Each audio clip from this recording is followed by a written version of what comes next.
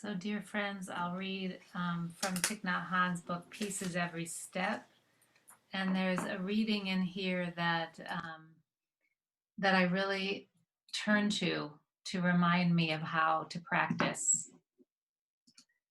He says, when I was in Vietnam, so many of our villages were being bombed. Along with my monastic brothers and sisters, I had to decide what to do. Should we continue to practice in our monasteries, or should we leave the meditation halls in order to help the people who were suffering under the bombs?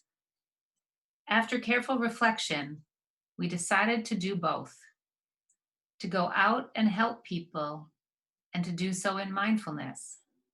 We called it engaged Buddhism. Mindfulness must be engaged. Once there is seeing, there must be acting. Otherwise, what is the use of seeing? We must be aware of the real problems of the world. Then, with mindfulness, we will know what to do and what not to do to be of help.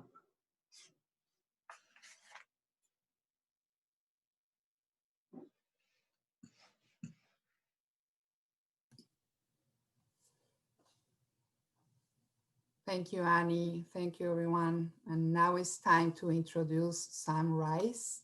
We are so happy and an honor to have them here with us. And I'm just gonna read really quick a little bio of Sam, just for you to, I guess a lot of people here know who they are, but a little more information for you all. Give me 1 second and I'll do it right away.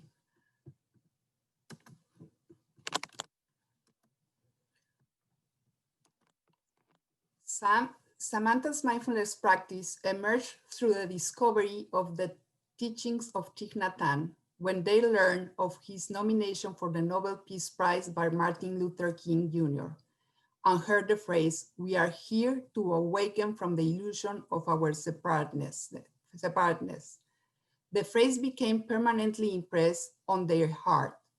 Samantha is a co-founder and facilitator of Many Faces Sangha, an intersectional practice community in West Philadelphia that centers the perspectives and leadership of people of color and LGBTQIA+ communities. They are dedicated to the practice of engaged Buddhism and its incredible capacities for healing, cultivating resilience, and deepening understanding. Samantha identifies as a musician and vocalist and believes that music is a birthright. They are dedicated to creating equitable access to music as a tool for healing, transformative justice, and self-determination. They are currently the program director of Girls Rock Philly, a music mentoring organization dedicated to building an intergenerational community of girls, women, and trans and gender non-conforming people. Sam, thank you so much for being here tonight with us. Now the space is for you, and we are so willing to hear from you. Thank you. Thank you, Adriana, so much. And thank you, Annie, to you both for holding this space. Thanks to Lauren for the invitation and curation into this space, for the really skillful and beautiful way that you amplify TLGBTQIA+ voices. Miss Major, our transcestor, living transcestor, tells us that the T comes first. So I'm practicing that every day. And also to thank you so much, Dawn, for live captioning, for creating an accessible space in as many ways as we can. And dear Sangha, to each of you for inviting me and for holding space, for co-creating it with me.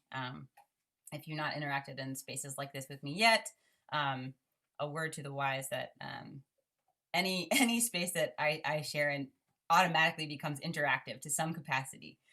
So just know that. You've been duly warned.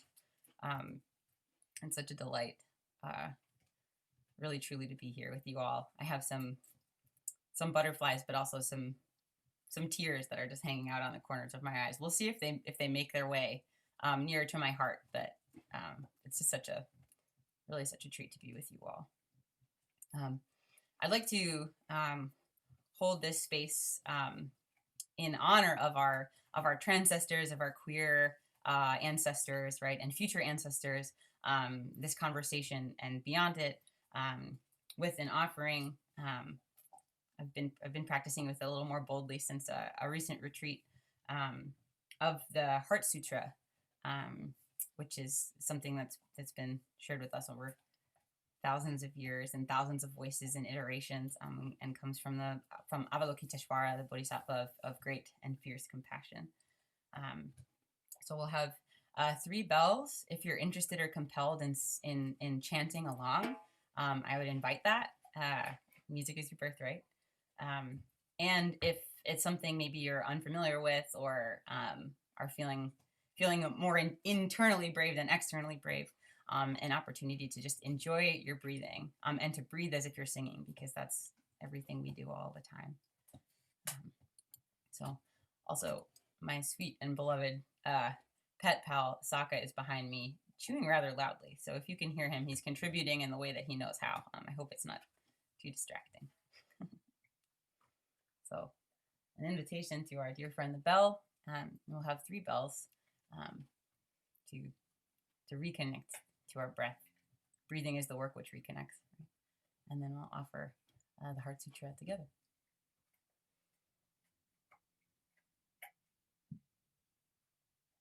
And we set our hearts free to find new ways to love the world.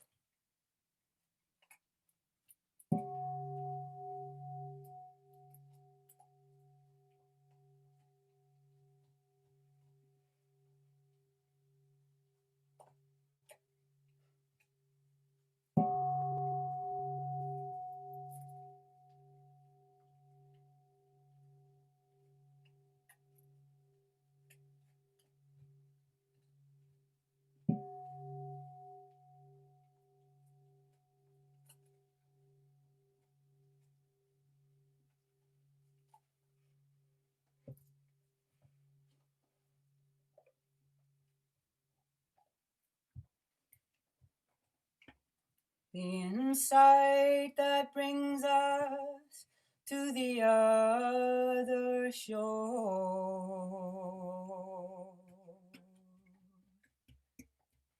Avalokiteshvara, while practicing deeply with the insight that brings us to the other shore, suddenly discovered that all of the 5 skandhas are equally empty, and with this realization they overcame all ill being.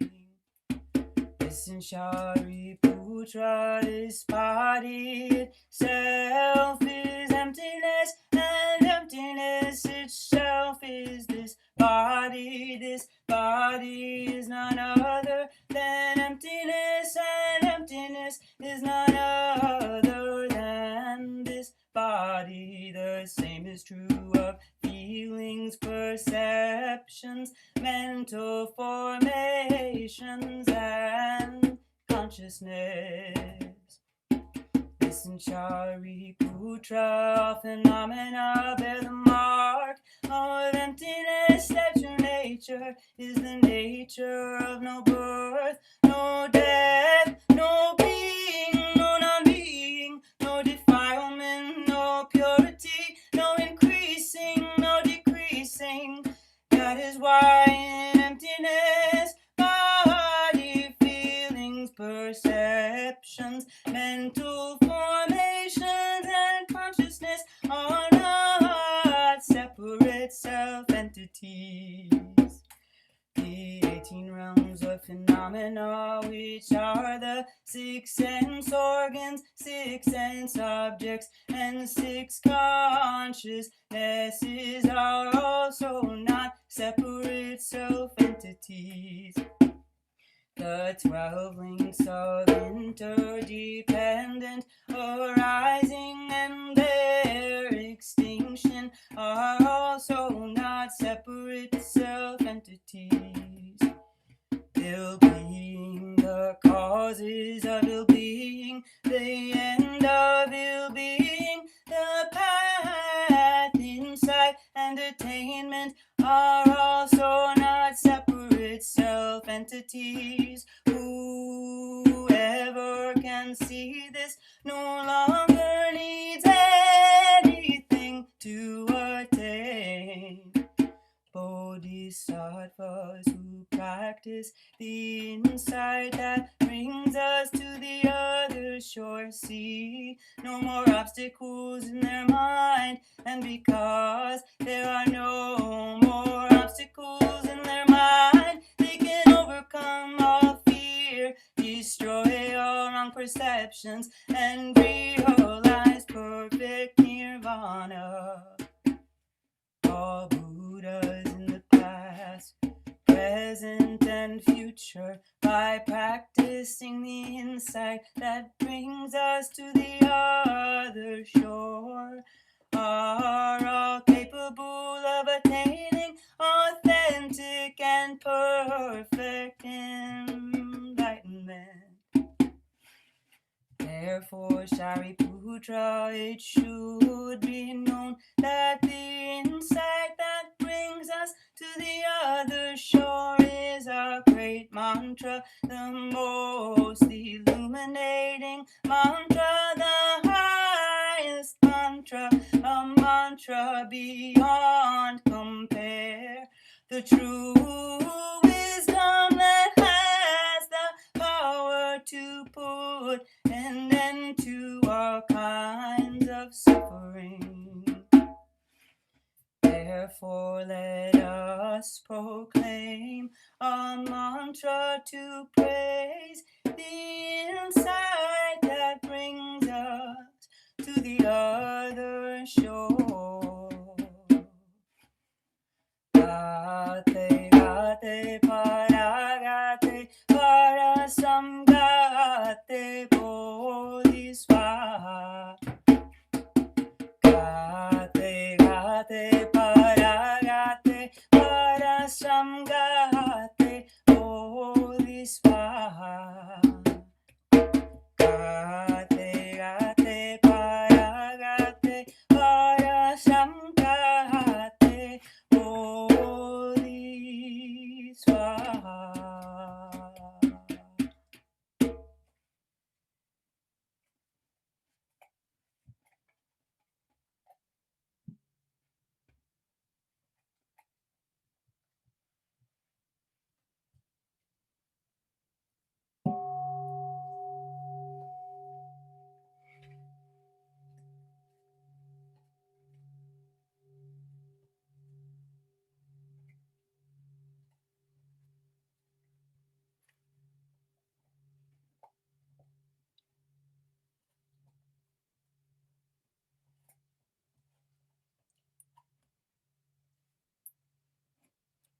Dear siblings, Sangha siblings, beloved community, thank you. Thank you so much for singing inward or out loud. Know that it's a gift. Thank you for your offerings and for holding space. I'm going to do a wild thing right now, which first time to attempt it. I'm going to share my screen with you. It's a time, I guess, to tell you a little bit more about myself, and maybe more specifically about the beloved community that helps me realize and love more and more on myself as I learn who they are. So we'll offer this. Feedback is a form of love, so please let me know if something's not working, if something's not showing up correctly. If you catch me picking my nose on screen, I appreciate it all. And it's really important, I think, for all of us to ask for what we need. So visual affirmation or even verbal affirmation is really helpful for me in this strange Zoom land where we feel disconnected. So feel free to nod along. If you're an amener, we can do that. Yes, we love to see Buddhists clapping in this space and always. Here we go. I'll try to share my screen. That's the one. Hi, can you see that okay? Delightful. And I'll be reading a lot as we go. Just so as you know, you're not obligated to have to read the text. It's a little small. But yes, thanks so much to Annie and Adriana for introducing me. My name is Samantha Rise. Sam Rise is also great. I'm a Black gender expansive human. I use they and them pronouns for now until something else that's easy to say yes to comes along. So I'm your Sangha sibling. And I also identify as an artist, as an organizer, as a community collaborator, and as a song catcher. Made my way to the Plum Village tradition in 2014. I had heard of Thich Nhat Hanh, again, as Adriana mentioned, in discovering that he'd been nominated by Martin Luther King Jr. For the Nobel Prize. And again, the notion we are here to awaken from the illusion of our separateness just resonated so strongly with me. It spoke to the myriad pieces of me that as a young person growing into adulthood, that as a biracial person, as like a pretty obtuse queer person. I don't think I knew that about myself at the time. So many parts of me that had not been reconciled, right? Felt siloed or compartmentalized. So hearing those words without even realizing it just created this moment of illumination and waking up for me that really resonated. But it wasn't until later on a retreat in Estes Park with dear beloved Sangha sibling Kim Fleischer that I got to practice in a retreat in beloved community and learn more and deepen my practice, the Plum Village tradition, and receive the 5 mindfulness trainings. So to say that I'm grateful for the practice and the way that it shaped my life is potentially the understatement of 2020 or longer. I am one of 2 co-founders of Many Faces Sangha, and we describe ourselves as a mindfulness practice group in West Philly based in the tradition of Zen Master Thich Nhat Hanh and the desire of Martin Luther King Jr. to create a beloved community. Ours is a space for meditation, for learning and discussion, which is explicitly open to people of all ages, color, gender, sexual orientation, shapes, sizes, incomes, etc. And something that feels really important in this conversation is to just to offer deep bows of gratitude and love to Kim Fleischer, who's co-founder of Many Faces Sangha with me, and to our Sangha caretaking team. I really understand that my understanding of myself, especially as a non-binary trans person, as a Black organizer, as an unapologetic spirit on the earth who is compelled to engage Buddhism for our collective liberation, that was illuminated in large part by this practice, but also by my community, the ways that we love and hold each other. So a little bit more on that. Many Faces Sangha is a really extraordinary space in that we're committed very deeply to the Plum Village tradition, and part of our the origins of Many Faces was just this reality that so many of the challenging dynamics, the problematic and violent dynamics that we see played out between the dominant narratives and powers that be and marginalized and oppressed peoples are also happening and rampant in wellness communities and mindfulness communities, especially. We often use the language of love and light supremacy, where we see people engaging this idea of spiritual bypassing to excuse themselves from the practice of waking up, to excuse themselves from accountability, and also to continually reinforce some of the harmful habits that happen in terms of conversations around racial injustice, around gender justice, economic justice, and how all of those things are intertwined.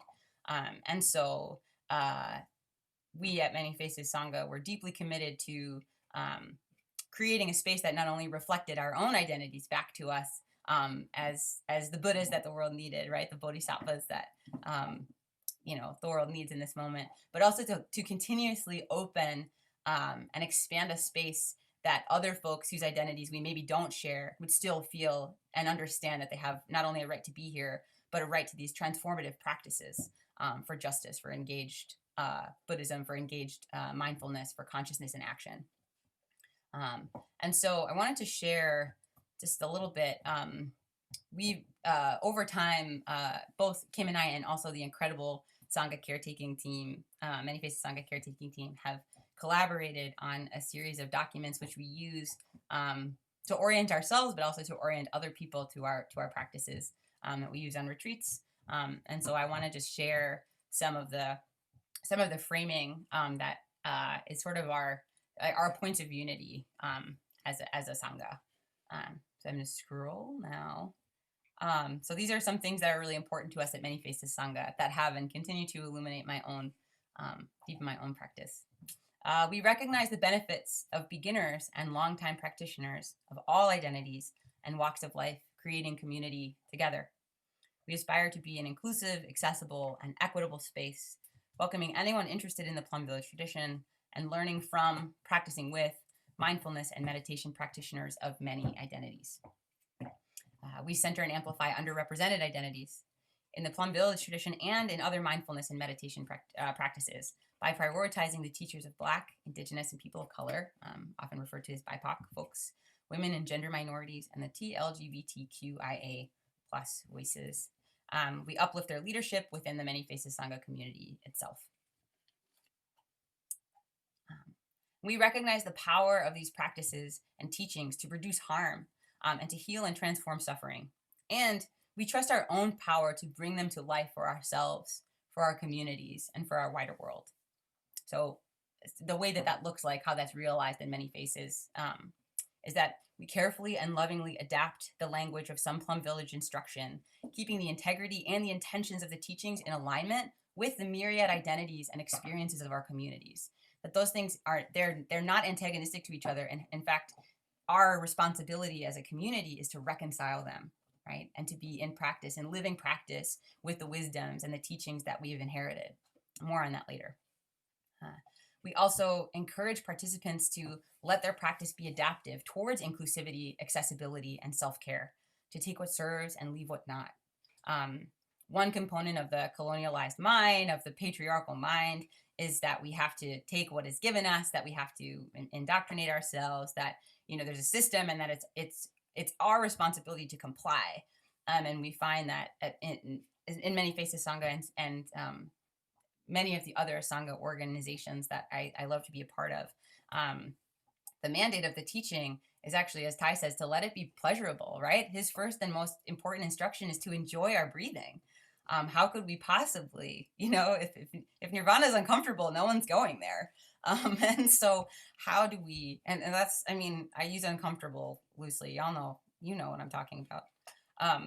But that it's essential that we're creative and solutionary and deeply caring in the ways that we invite folks to engage with these teachings, because our teachers, for thousands of years, right, these practices and traditions have stayed alive because of our commitment to making them available to ourselves, to one another, and to our wider world. And so that living practice looks like not being gatekeepers to anyone, and allowing ourselves to adapt and flow. The biggest benefit of practicing together is all of the possibility that we can create together when we're in practice. And then we actively address and explore the roots of suffering and systemic inequality, not only through the teachings we offer, but through our leadership model and our practices. And so this feels really important because on any given day, when we are centering the voices of Black and Indigenous and folks of color, of gender minorities, where's the intersection of their wisdom, their teaching, and the need in the current moment? So often it comes from a place of illuminating structures of oppression, right? Of practicing together to cultivate this liberatory spirit and not looking away. And so it feels really important for us that the mandate inside our practice is that, maybe as a Sangha, we gather and create a deep space and a caring space where we can drop into our breath, where we can have clear seeing in the landscape of our mind, where we can stop and rest and calm and heal. But we recognize that these practices are also inheritances that we might transform and break those cycles, right? Those repetitions of harm that happen institutionally, that happen between individual folks, that even happen within ourselves, right? So many of the obstacles that we experience in terms of inequity are actually, what are the stories in our own heads, the dominant narratives that we've bought into that we refuse to question? So when we say large is small, small is all, it feels like a mandate to explore on every level some of these questions and how we can create equanimity in ourselves, right, and equity in the wider world. It's not for nothing. And also through our leadership model and our practices. And there's a little bit more on that later, that it felt really important and continues to feel really important. While there are a lot of, I've been thinking a lot about brown robes. I know many of us are Plum Village, are students in the Plum Village tradition. And how so often the garments, the ceremonies, the practices that we hope would create more space for us to practice deeply and to detach and to minimize eye making. How, if we're not careful, our minds can sneakily create infrastructures of hierarchy, of power over and power under. And again, that idea that that wellness communities especially are very skillful in spiritual bypassing, right, and creating infrastructures that actually replicate and reinforce so many harms. And so it feels really important to us to have decentralized leadership, that folks who have been contributing and showing up for and with Many Faces Sangha are also able to opt into leadership regardless of as any type of like status or relationship to teacher, right? That if you are nurturing and nourishing our practice space, to be able to lead in that space in your own power and your own experience is like a skillful means and a teaching that we need. So something to think about. To that point, we deliberately interrupt a hierarchical system of organizing and aspire to shared stewardship, of the Sangha with its members. And so I tell this story often. We're coming up on 4 years, which is amazing. But Kim and I were having many conversations about Many Faces and what that might look like, how to hold this space. And we set our first meeting, and by some turn of events, it ended up that Kim wasn't actually able to be there. And so we were like, oh, should we reschedule or should we shuffle around? And it was like, well, let's just start. Let's begin and see what happens. And it was me and one other dear beloved community member, our friend Jeff. And we were in a really small room. I think the window was open at Studio 34. It was maybe 27 degrees in the room. So we were huddled under some blankets with just a few candles. And I felt I was nervous and shaky, and imposter syndrome was running high in my mind. And who am I to hold this space? I'm a student myself, and I don't meditate enough. And I'm sure you've all experienced that. And I remember this really generous offering from Jeff to say that we're ready as we are now, and that our Sangha in this moment is connected to every Sangha, practicing or not practicing, that by showing up for each other and saying, breathing in, I know I am breathing in, breathing out, I know I am breathing out, we're embodying the wisdom of every teacher that has ever been and ever will be, that is in fact enough. And so to really remember that, and to actively, to deliberately interrupt a system that would tell you there is some prerequisite other than stopping, resting, calming, to healing, right? That there's something that you have to know, some training you've had to receive, some course or some certificate you have to hold. That the reality is we have to offer ourselves permission and access to these teachings. And that when we hold the space together, that's how it can actually grow, right? That we can support and love each other into deeper and deeper practice. Which, it's interesting. It feels in this moment, as I'm saying it, as easeful as breathing. And even 4 years ago, when we were considering this was not a salient conversation. And there was some confusion about, maybe how and why we would offer things in the way that we did. Yeah. And then this last one feels really important, because I think it is this expression of continuation in our practice, which is to say, we hold ourselves accountable to adapt in support of collective care and collective liberation. We are a lineage-based and intentional transformational practice. And so they're to to accept a reality that like the one of the most important things we can do as a sangha is to stop, to notice, to shift as we are waking up together to maybe emergent issues in our wider world, as we awaken together to some of the lived questions of our own experience, maybe to some critical feedback and some painful exchanges or interactions we've had with other sangha members, to the habit energy of things that the way they've always been done and what it takes to reconcile that to transformative justice or to equity or fierce compassion, that requires us to shift and to say that by committing to practicing together, that we say yes to that, is no small thing. I know that sometimes it can feel in this a shared sentiment sometimes amongst practitioners is how we keep the freshness of our practice, how we avoid getting into rote repetition or going through the motions. What does it mean to stay on the edges of our nostrils as we breathe in and breathe out and on the forefront of the current wave, right? And it's that continued commitment to collective care, collective liberation, to say that maybe what is not quite expansive enough for what needs to be for our future ancestors, right? For those folks who are not yet in the room. And so keeping and maintaining that focus is something that's not only such a ground, an important pillar. I'm getting emotional thinking about it. Ground, an important pillar for the Sangha, but also for me as a non-individual, knowing that there's no separate self, but at least in my own experience in this particular form. So here we are, and this is something that we spoke to Many Faces Sangha, spoke to in our first in-person retreat we held in 2019. But our lineage is our inheritance, and it is our responsibility to adapt it. These practices are gifts from our teachers. Our gift to them is what we give back to them. We are, as that Mama said, ancestry in progress.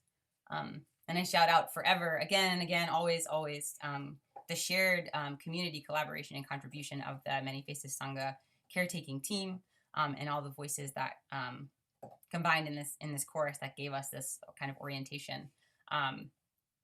But the reality for me, the resonance for these practices and what feels alive in terms of how I offer my own practice in progress to the world is that our gift to our ancestors, to our teachers, is what we give back to them.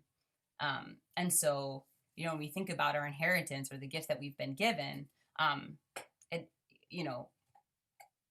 so much of the path forward, we can't stop where they handed it off or passed the baton, right? It's our mandate, and the joy of our lives, and I guess maybe the grief of our lives too, to adapt and move them forward.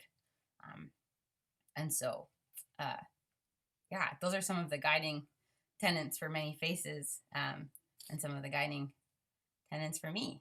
I have a few other things eventually to share. I think for the present moment, I want to just tell you, I guess, a little bit more about me, if you're interested in hearing that. I don't know. So some thumbs up. Thank you for remembering my request for visual and verbal affirmation. It's really, really delightful. I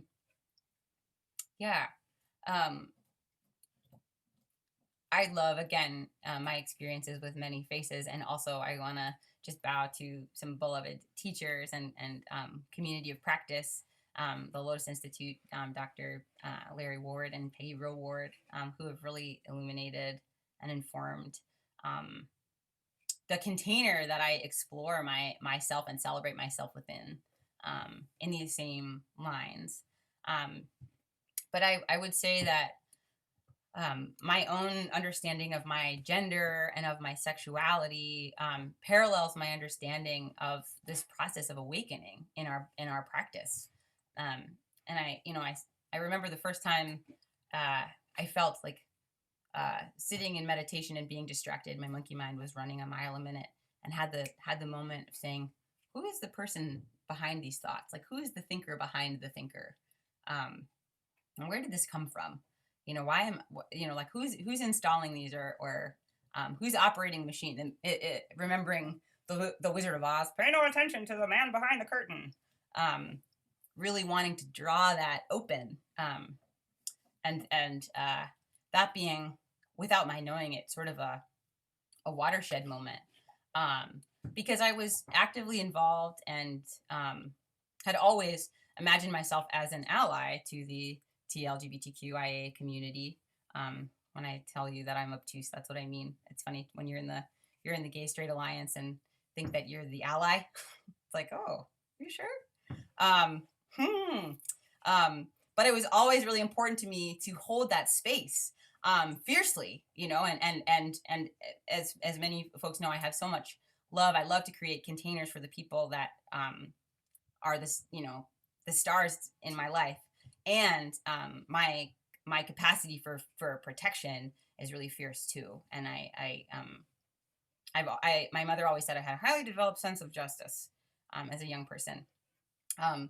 But when I started really deeply navigating and exploring some of these questions in the context of also holding space at Girls Rock Philly, a music mentoring organization for girls and women, but also trans and gender nonconforming youth, there was this interesting Venn diagram as I was deepening practice in beloved community with some of my closest friends, in the safest space I'd ever been a part of. And also learning how to amplify and advocate in new ways with music, which is the most powerful tool that I have in my life. I was able to deepen my own capacity for listening to the questions and their answers as they rose for me in the day-to-day. And so as I was thinking, who's behind the person thinking these thoughts? Where did I get this understanding that, this is why I think that I'm relegated to this gender identity or this gender expression? Or, when did I tell myself that I had to discount these feelings for that person I loved so deeply as a teenager because it wasn't the right thing to do?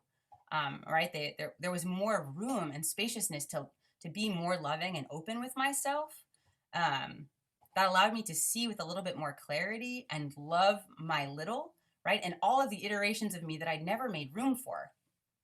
And I noticed that the space that I was really holding for what I thought was for other people, was one that I had my back to, and I was leaving myself out of it. It just never occurred to me to turn in and really look deeply and see if some part of that space belonged to me too. And in that sort of process, which is a lot messier, I think, than one can consolidate into a conversation with you all. There are certainly some no mud, no lotus, a lot of murkiness and a lot of pain. I think I really had some clear seeing inside of like the sort of narrow spaces that I confined myself to without consideration that maybe the things that I was seeking for weren't actually outside of me, right? We all have the causes and conditions for happiness within ourselves. But if we are consistently committed to cutting parts of ourselves off, but also only seeing certain pieces of people that feel comfortable to us, right? It's like having blinders on. How many of the causes and conditions for true happiness were available to me that I couldn't see because of my conditioning and unwillingness to look deeply, or that lack of capacity. And there are many factors that contribute to that, right? Shared learned behavior, again, the dominant narrative, trauma upon trauma upon trauma, so salient in the conversation right now. But because of a committed practice with beloved community and partners in accountability, some of those questions were able to make themselves a home in me, and I could experience some of the answers as I was living the questions. And I think about our practice and this notion of clear seeing, the insight of clear seeing as incisive. And I liken it to like a blade or a scissors that I spent much of my life rubber banded into a specific form or version of myself that like got me through that very narrow door, that was socially acceptable, that was received praise, that was, affirmed or amplified. And the practice and that like the capacity to breathe clear seeing was just a knife through all of those rubber bands, maybe slowly. But now in practice, when I can touch into it, it's all at once. I'm not sure if anyone can identify with that feeling or experience of the deepening and softening when you really breathe in your seated practice. But every time it's a gift, and every time I can connect deeply to that lineage of discovery in myself, and all of the beloveds, the queer and transcestors who've been rooting for me the whole time, yeah. So something to share and say.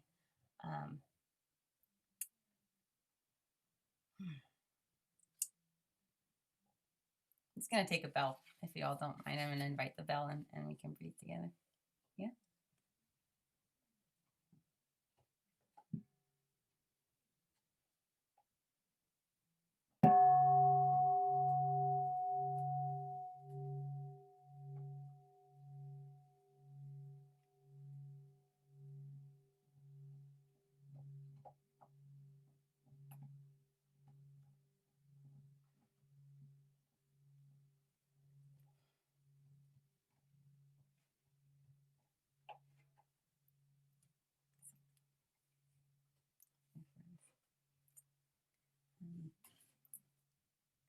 So we started our evening together tonight with the Heart Sutra, and with this transmission from Avalokiteshvara, the Bodhisattva of fierce compassion, and I think a lot about Avalokiteshvara because they're a non-binary Bodhisattva. Which is really, really incredible. Yeah. Buddhist clapping for that, regular clapping for that, right? All the kinds of clapping that appeal to you. But I think before even really being in conversation about Avalokiteshvara being non-binary, I remember there's some folks may have access to this book, the Book of Chants in the Plum Village tradition. I don't own the book, but I have read and am so enamored with the chant to and for Avalokiteshvara, because there's like scenario after scenario that's presented Avalokiteshvara, and it's like, if you're trapped on a sinking ship in the middle of a storm, Avalokiteshvara will calm the waves, and if you just talking about if you're any imaginable worst case scenario, there's a way that not only like Avalokiteshvara can and would like. Yeah, it's not saving someone from the situation, right? It's not like a rescuer. There's no like savior scooping out and delivering you.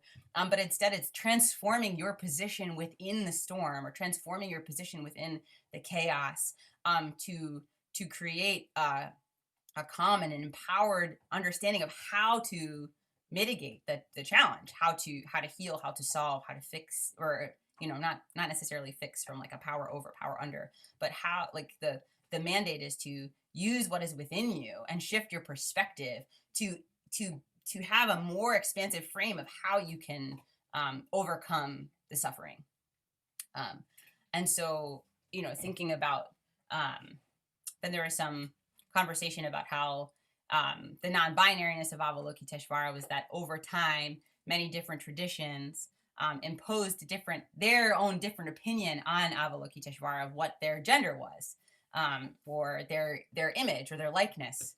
And I just think to myself, it's such true wisdom for the Bodhisattva of fierce compassion to be able to adapt to whatever container they're put into and to deliver a message, right? To transcend any idea of likeness or expression that is like, yes, I am this, yes, I am that.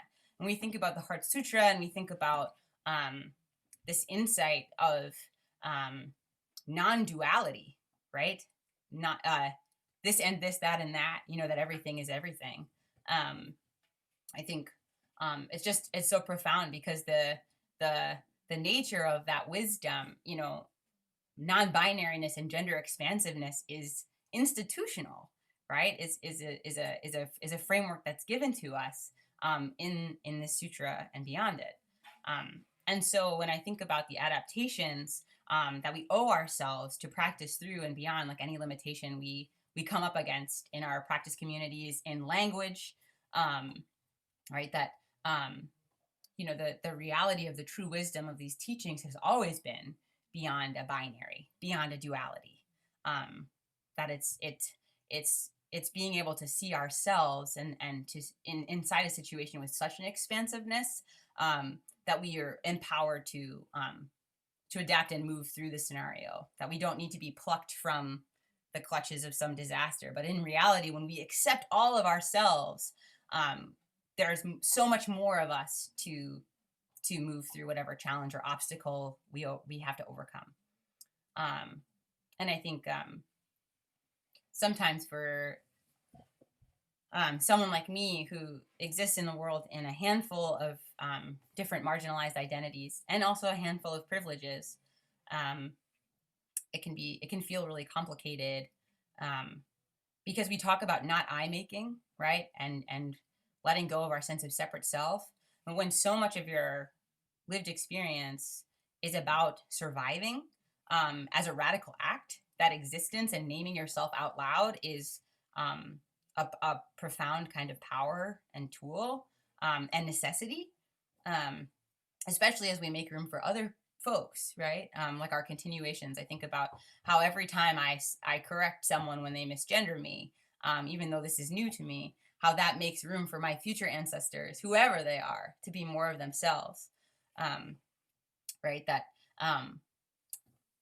I think when we speak of I making and no sense of separate self, right? We practice this work of letting go our attachments to identity, but I think that also the call or the mandate is to let go of any of the I making that would tell you how to that your perception of someone else is the whole of someone else, right? That it's actually the mandate in terms of loosing ourselves from our own I making means that I have to believe you when you tell me who you are, and that I have to dismantle any barrier or limitation within or without that would obstruct you from being your full expression of self. And so, yeah, I think giving ourselves this sort of new, ooh, hi buddy. That's Saka. Giving ourselves this new space, excuse me. Come on, friend. To think in that frame of view feels really important and essential. That it's no small thing to hold space for all of the things we think we know about ourselves. What is it to lose ourselves from those expectations? What is it to ask and inquire? Not just because it's the right thing to do for the person across from us, but because there's so much of us waiting to be known, right? So many more resources, so many more lineages, so many more capacities to navigate, to transmute suffering, to achieve collective liberation, right? And that even if our answer about who and how we are stays the same, that we're oriented all of a sudden in a broader landscape that is actually more available to all of us, that we can't look away, and that we owe it to ourselves, that we owe it to our teachers, to our lineage, right? In arriving in this moment to continue to allow for that spaciousness, right? The landscape and the kind of clear seeing that brings us all closer together towards the collective liberation and the end of suffering we know is possible. If we're here to awaken from the illusion of our separateness, it means reconciling the separatenesses that we've created within ourselves, in addition to the separatenesses that we've created between each other, that we create institutionally, transnationally, right? So grateful for these practices that allow me to understand myself, that allow me to understand all of you, all of us, all of we, that as we erase this illusion of separateness, it brings me closer to you. So I'm just so profoundly grateful for this time with each of you. And that's what I have in terms of sharing.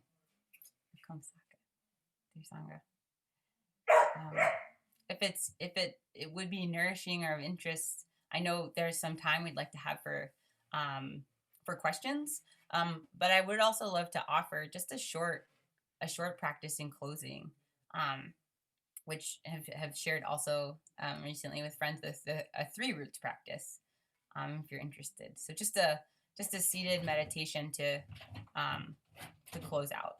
Yeah, wonderful. I'm gonna open this door, transparent facilitation moment, to let this little puppy in, and then we'll have a sit together. So I invite you all to take whatever seat, whatever posture is comfortable for you, and ease and pleasure inducing for you in this moment. Really, truly use the whole 9, whatever that looks like.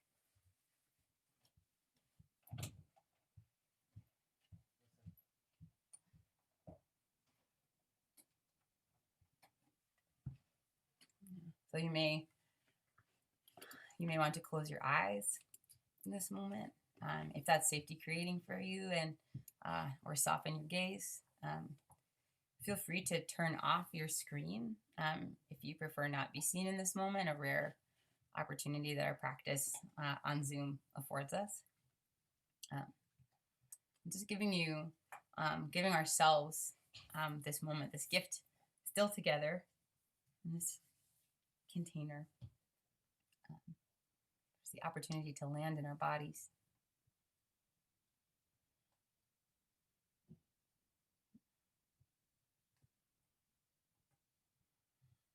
And to take this opportunity to notice, maybe again, perhaps for the first time today, to notice our breath. And to living on the edge of the present moment, right at the forefront of the current wave, right? I mean, we can trace our breath on our body. Is it most salient to you in the rise and the fall of your soft belly, the lengthening of your spine as you breathe in and out, the edges of your nostrils, or maybe the rise as you lift the corners of your lips, a soft smile. Just taking this opportunity again to enjoy our breathing, to bring it back to our bodies, our breath in our body in this, the present moment. To send our breath along with the sound of the bell.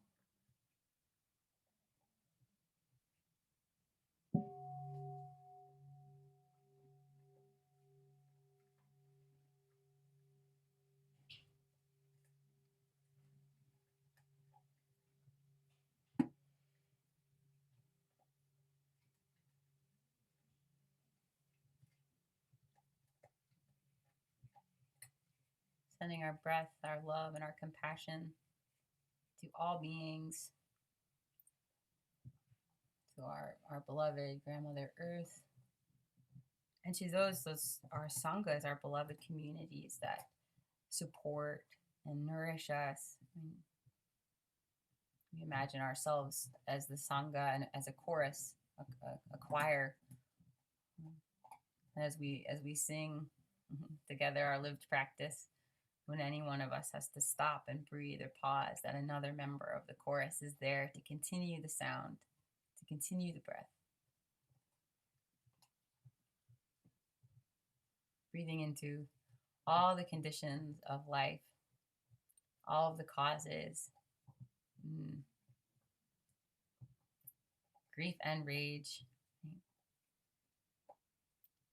joy and fear, any and all that have come together so that we can be present with each other now.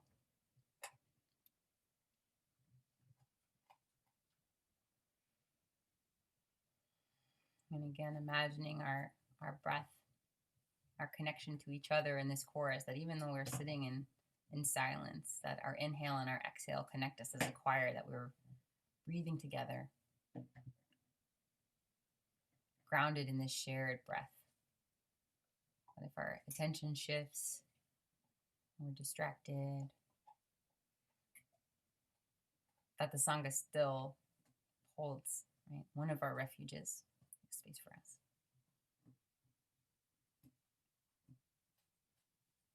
And in this shared space, invite our attention and our intention to meet each other in 3 roots. So we'll just breathe and take a minute in each of these spaces, these physical spaces on our bodies. So you may enjoy, when I name them, with the sound of the bell, to just touch these spaces on your body and to breathe into them. And this is, being able to place your hands as you're moved.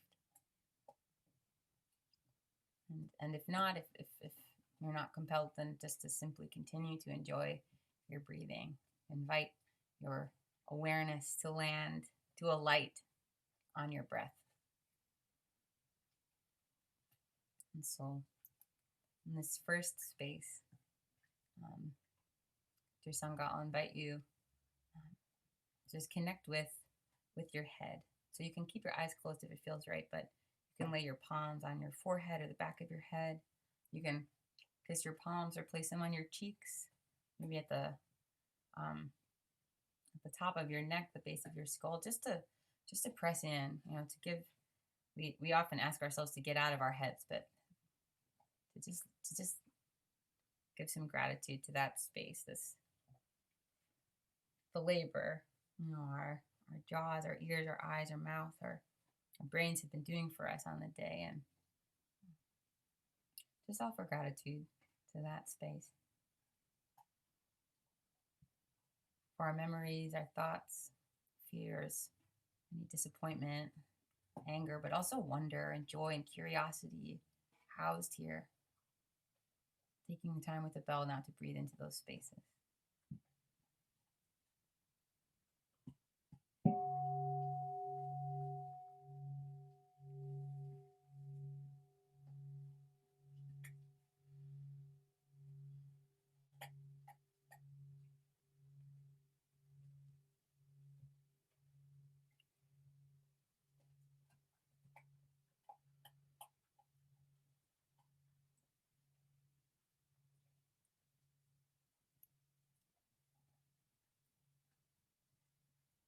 Now, dear Sangha, to shift your hands, that attention and intention, down to your heart, to the front and backside body, maybe across your shoulders, right? The shoulds, where all of our shoulds are housed, but especially our heart and the front and backside where we give and receive.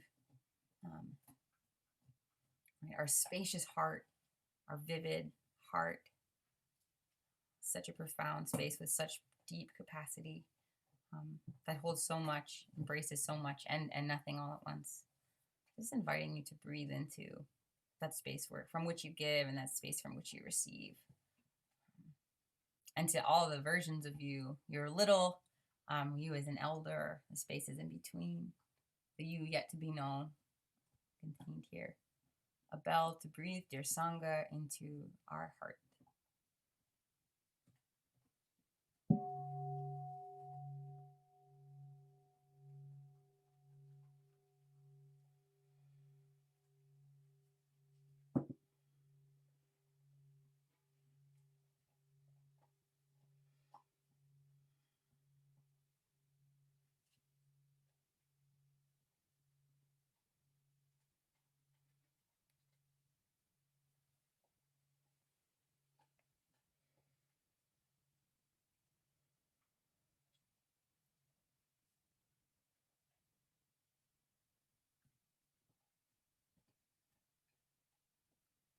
Dear Sangha, as you're able, inhaling, lifting your heart towards the sky and be pressing open your chest and releasing your hands from your heart. The opportunity now to place our hands or place our attention and our intention on our low body, maybe the base of our belly, our sits bones, anywhere that feels comfortable for you, sort of seat of physical creation and the altar of ourselves. as I often refer to this space between my own hips, and to just either front side of our body or back side, just to avail yourself, your presence, especially here, to our ancestors and land ancestors, our movement ancestors, Sangha, and our future ancestors, and also to this deep trust, this space of support and of perspective, of true presence, offering as we close to ground, right, to embody what we've learned from each other together, and to offer ourselves this stability for all that is to come, the unknowns. Again, we offer laying our hands to the altars within ourselves, dear Sangha, the sound of the bell.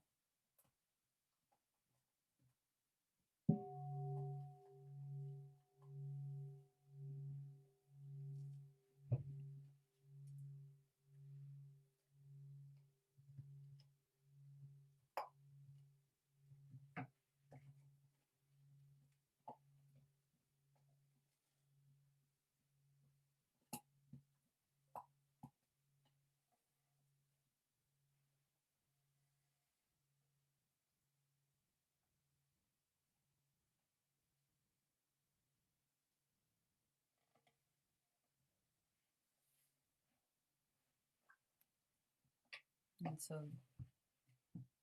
dear Sangha, wherever it feels right to lay your hands, we'll have 3 bells now, to send our breath along with the sound of the bell to close, wherever you'd like your attention and intention to meet.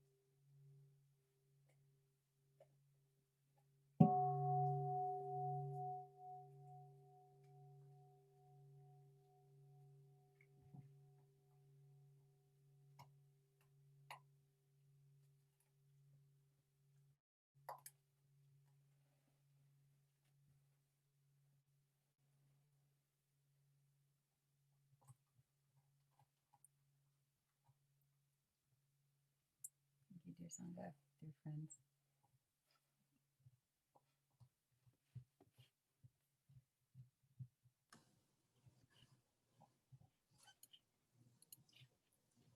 Thank you so much, Sam. This was wonderful. It really felt like a beautiful space just to digest everything, all the knowledge, all the wisdom that you shared with us. Thank you so much. If it's okay with you, Sam, Annie, we can open now the floor, the space for questions. You may have some questions for Sam. You can write them down in the chat, or let us know if you want to open your microphone to say out loud your question. So Annie and I will be like searching in, going in the chat to or read or ask you to open your microphone. So let's start. If you want to start like asking questions there, please go on.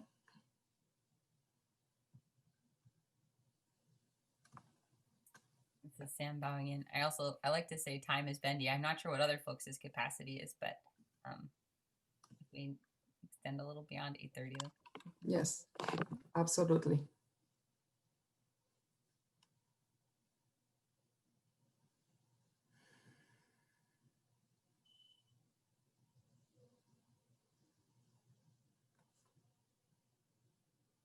I can maybe start with some like comment, Sam, and maybe you can, I was really touched, and I'm really intrigued about this concept of the transformer versus the saver, because I think that's applied for a lot of things in the life, especially to the approach maybe with oppression, racism.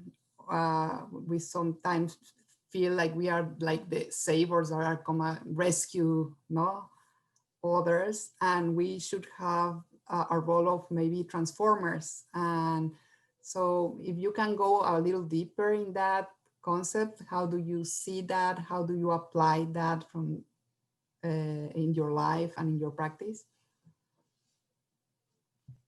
Yeah, absolutely. Thanks, Adriana, for that question. I think that this is something that is something that's shared so often in the practice communities that I feel so fortunate to be a part of, and those teachers who really and it's something maybe this notion of transformation. When we think about the definition of nirvana, and Ty wrote about this. I can't remember which book.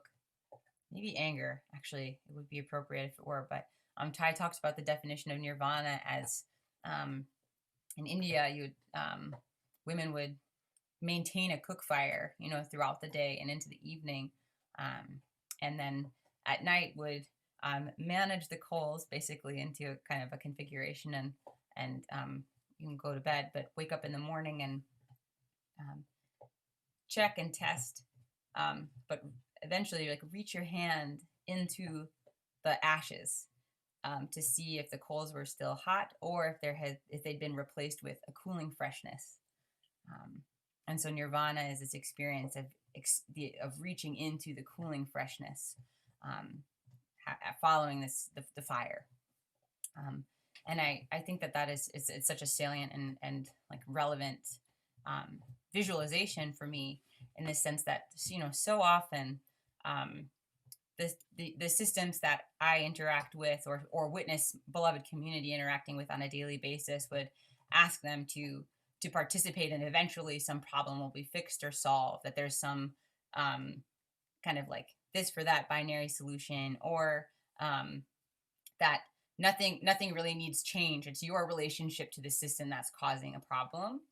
And in fact, we know that the wisdoms of experience and practice from our movement ancestors, who are activists and organizers, understand these notions of transformation, right? That it requires a shift in understanding of how our leadership or how wisdom is held, how it's expressed, what accountability looks like.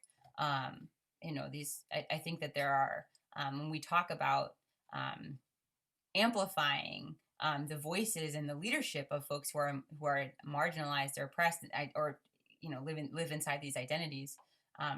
So often they're the ones who teach us about that transformative justice is the path, right? That's something that a radical reimagining, a new way of seeing and a new way of understanding is the way that it won't necessarily come from one variable shifting, right? Or even one person having all of the skills to suddenly create a different way or fly you out. But that in fact, we have to learn a new way of interacting with the scenario, and also interacting with ourselves to understand the skills we have beyond what we're assuming or what's in front of us to change it. And so I think that, I don't know if I'm hopeful, Adriana, that answers your question. But it's one that I have such curiosity about. And I feel like we're living it every day right now. And also, I know there's a lot of wisdom on this Zoom call. So if someone else has a thought and wants to chime in on that, please feel free. Thank you, Sam. No, it answer my question definitely. Thank you so much. And I think we have Michael Ocean. Do you want to unmute yourself, Michael?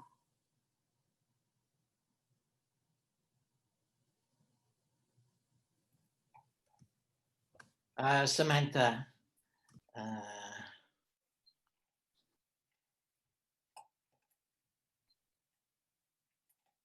Welcome from the South Pacific, New Zealand. Thank you for your using new narrative, new language. It encourages me to go to your website or your Sangha website and look more closely. My question is, yourself or your Sangha, in relation to the Thich Nhat Hanh practice, I am struggling to find a forum, a door with a name on it that I can knock on and open. Do you know of such a forum or a door that you have entered and had forum with?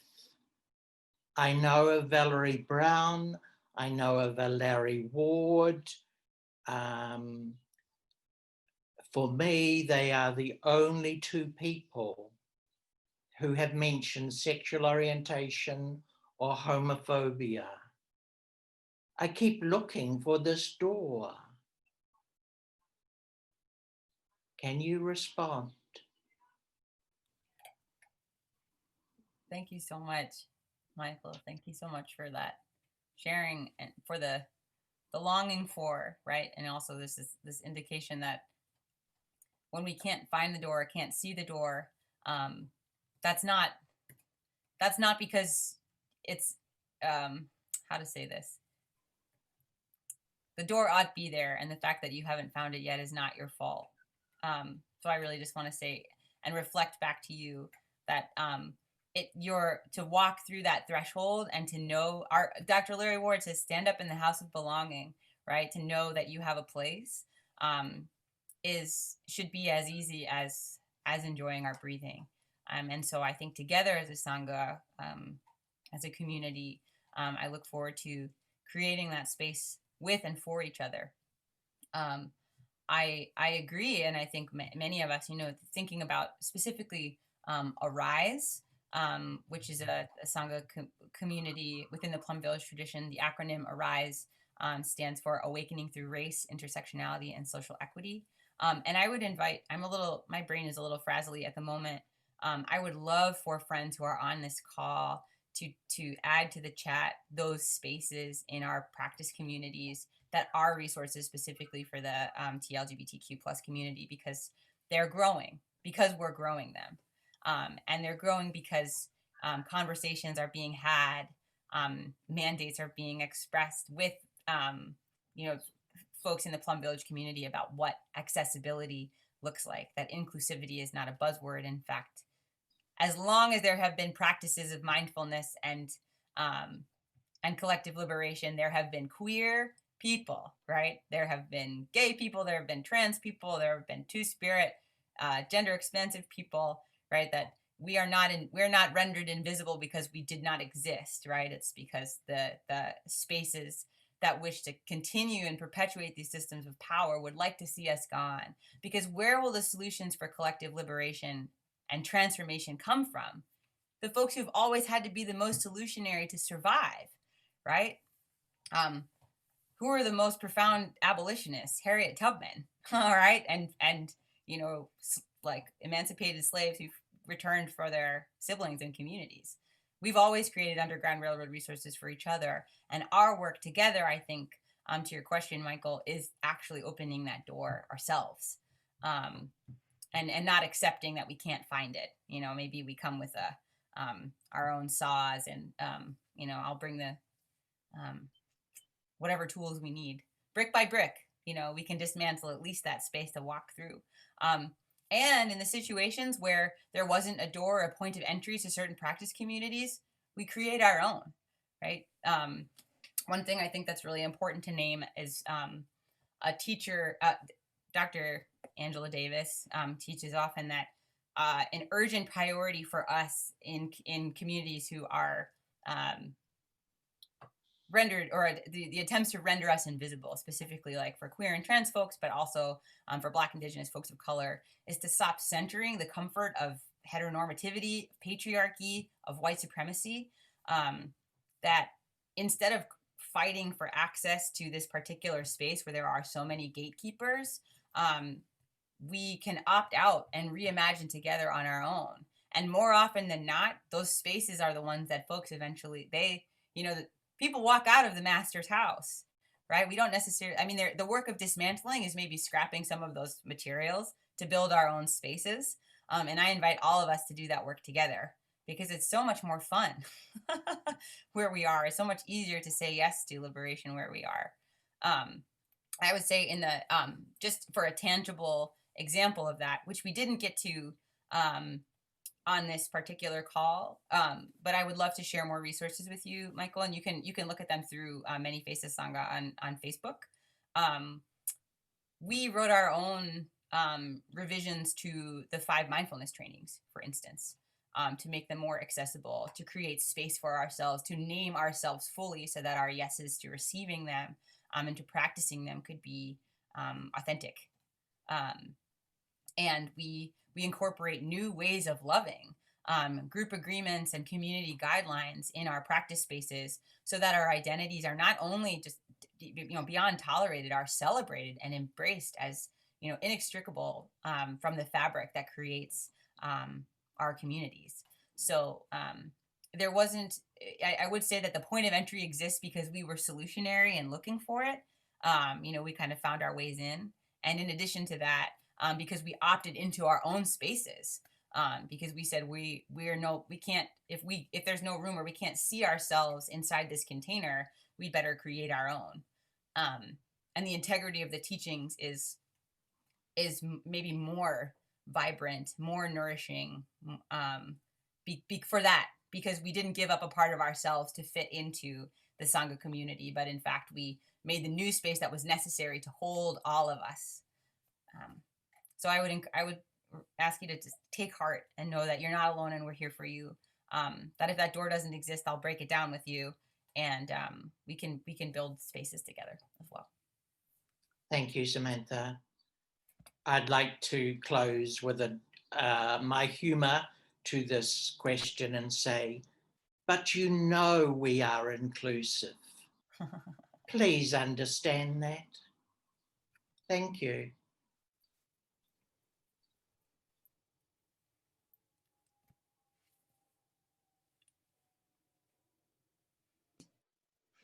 I'm wondering if anyone else has a question or comment. That was so beautiful. Thank you. There's something in the chat.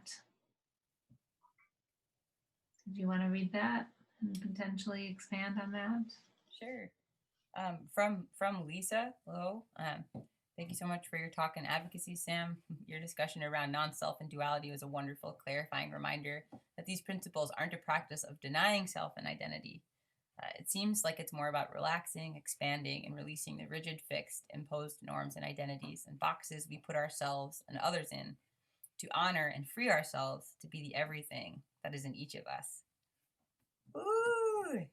Wow, thank you for this distillation. To honor and free ourselves to be the everything that is in each of us. Ha! Yes! Oh, and the Sangha says, that's not something that came out of my mouth, but I received the transmission heartily, gratefully. I am thinking about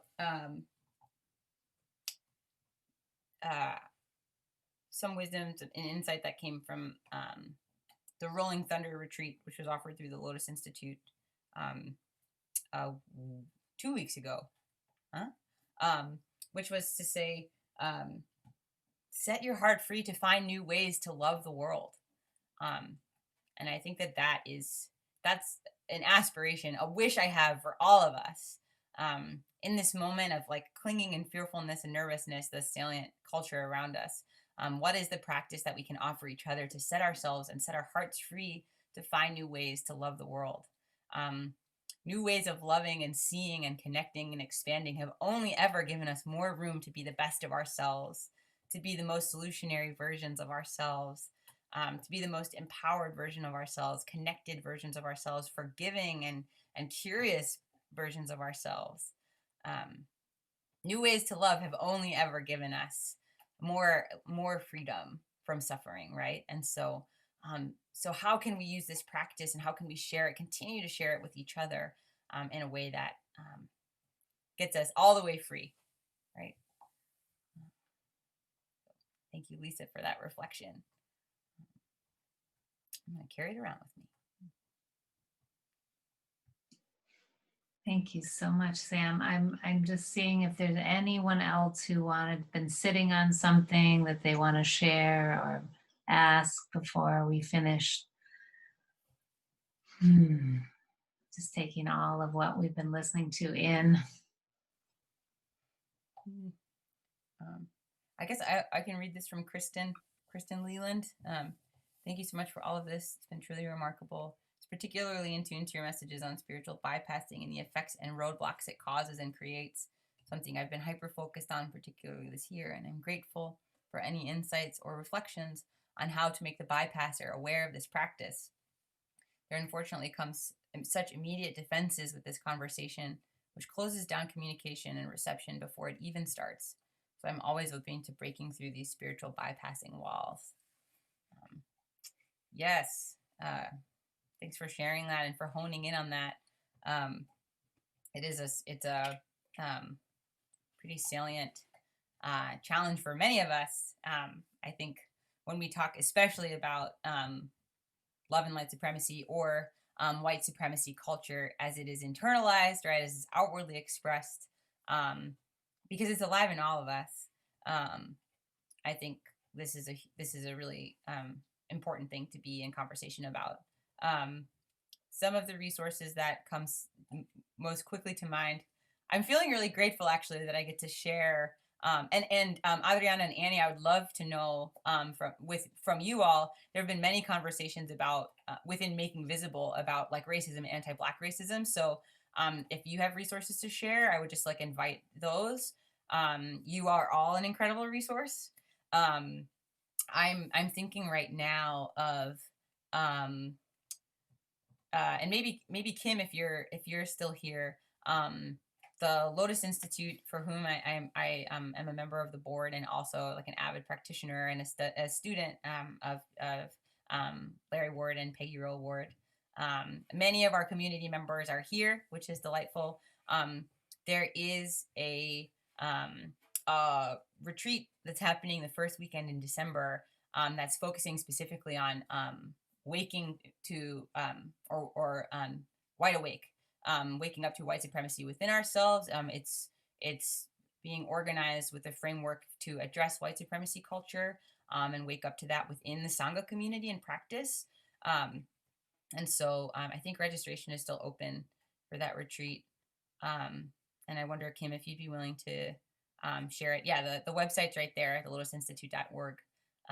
So would invite folks who are interested in terms of specifically practice community, exploring that.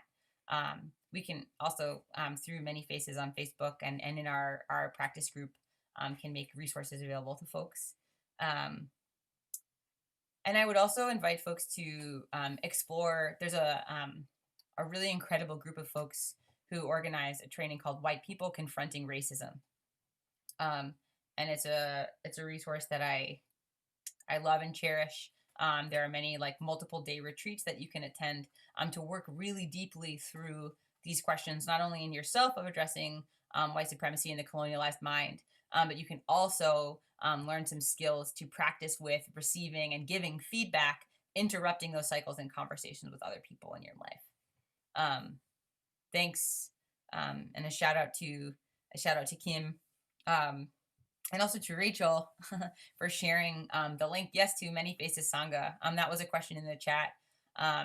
Our community convenes on Zoom every Thursday night at 7:30 p.m. And so we have a link. You can email Many Faces Sangha to join us. And we sit together from 7:30 to 9. We have a seated meditation, a Dharma teaching of some kind, and then Dharma sharing together. We also have occasional in Philadelphia social distance, in-person walking meditation, potentially seated meditation. Restrictions here are changing courtesies of COVID, but if you find us on Facebook, also on Instagram, Many Faces Sangha, or email us at manyfacessangha@gmail.com. We can get you more information on how to practice with us, and we'd love to have you.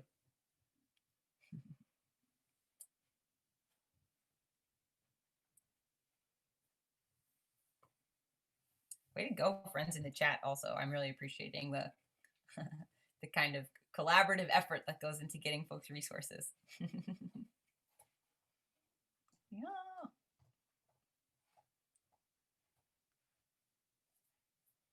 You're muted.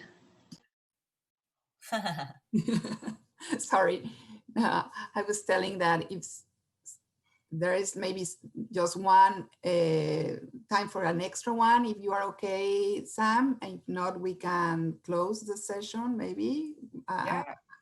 I mean, I'm here. This is how I'm after this. I'm just saying goodnight to my altar and heading to bed. What? So yeah. Perfect.